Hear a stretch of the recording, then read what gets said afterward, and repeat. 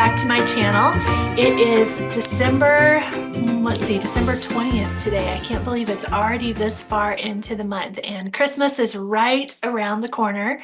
We have been going through our Breyer Advent calendar and unboxing all of our fun miniatures, following a little bit about Zoe's story, and also learning more about why we celebrate the coming of Jesus. Well, today, before we do much else, Zoe had a little bit of an accident yesterday, so I need to let you guys know that.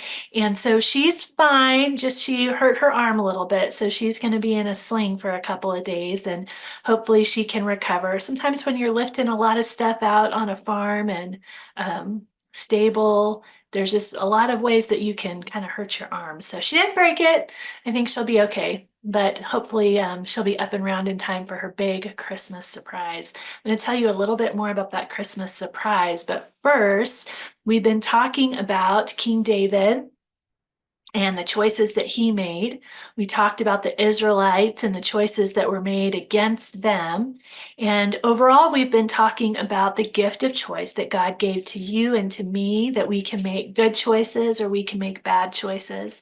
And it's really important to make good choices as much as we can, because those bad choices, when we talked about Adam and Eve in the garden and that tree that they ate from, God said that eating from that, disobeying God, and eating from that would bring death. And part of what he meant by that is darkness.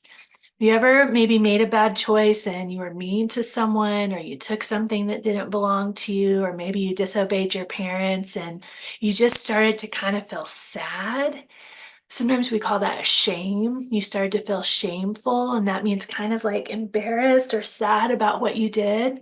Well, that shame and that sadness just brings some darkness into your heart, and it brings some heaviness into your heart.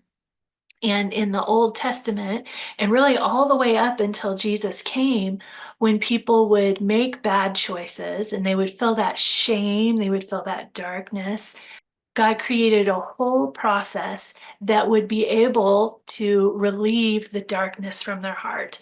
And they may still have to do some consequences. They may still have to apologize or just do things to make what they did right.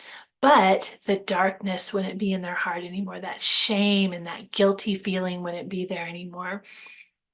We read a lot of stories, though, in the Bible where whole cities and communities were just so full of bad choices that the darkness just kept coming and coming and coming, and no one was sorry. They didn't repent. They didn't ask God to forgive them. It just kept getting worse and worse. It tells us in Romans chapter 1, it talks a little bit about this when it talks about God seeing the wickedness or the bad choices that a group of people were making.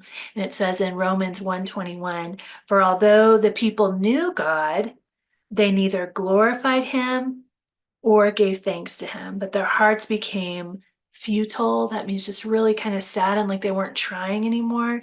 And their hearts were darkened. And that's that darkness that we're talking about.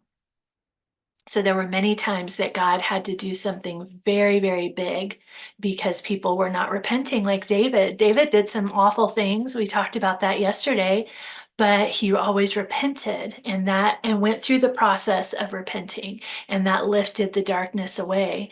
But God knew that sometimes the darkness would just get so, so thick and so bad that people could not get out of it on their own. There was no power on earth that was great enough to lift that darkness.